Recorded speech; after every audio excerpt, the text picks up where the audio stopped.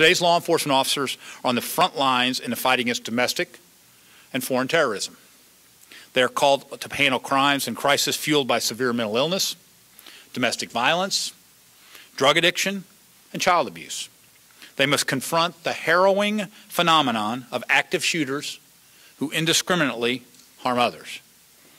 They are also members of their communities, actively and involved, engaged in living there with the very folks they police. We all know a lot has changed since 1996. The brave men and women of law enforcement put their lives on the line every day to protect us and keep our streets safe. We owe it to them and the citizens they serve to provide our law enforcement officers with the knowledge and training they need to keep themselves and their communities safe. Nearly 45 years ago, when I started in law enforcement, there was no state-required training for law enforcement.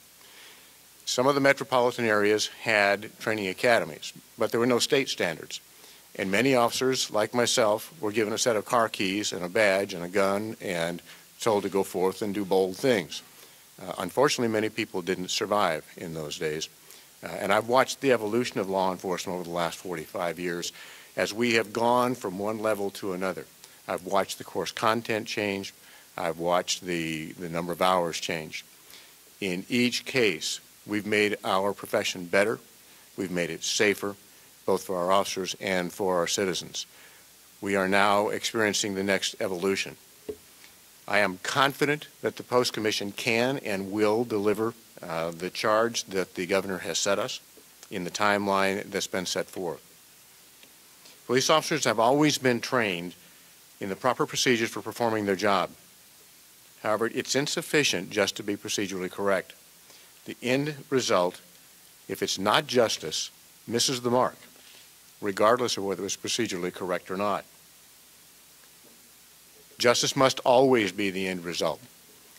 That kind of justice-based policing will engender public confidence and public trust.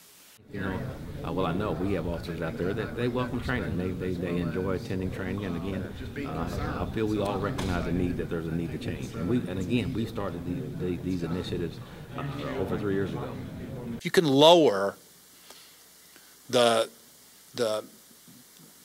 intensity of the interactions, and you can train to lower the intensity of those interactions, and you can take away people's feelings that they're being stopped or interacted with for unfair reasons.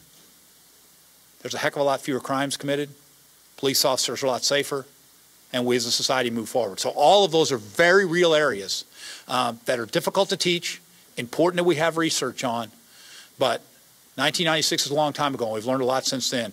This refreshing and strengthening of the standards in our state, I think, is going to make a long-term difference in a positive way for the safety of our community, for the wellness of our officers, and for the trust between law enforcement and the people they work with each and every day. Thank you all very, very much.